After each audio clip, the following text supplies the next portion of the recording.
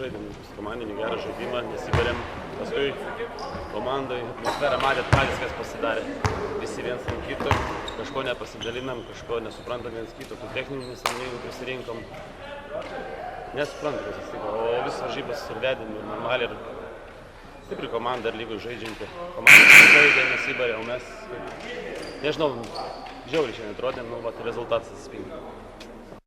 Nu ką, iškovojom pagaliau pirmą pergalę, vis tiek džiaugiamės tom, bet nors pirmais 2 kėliniais labai nepatenkintas, kaip kovojom, po 2 kartus, po 3 kartus leidom varžovams kovoti kamuolius, tai tikrai labai blogai.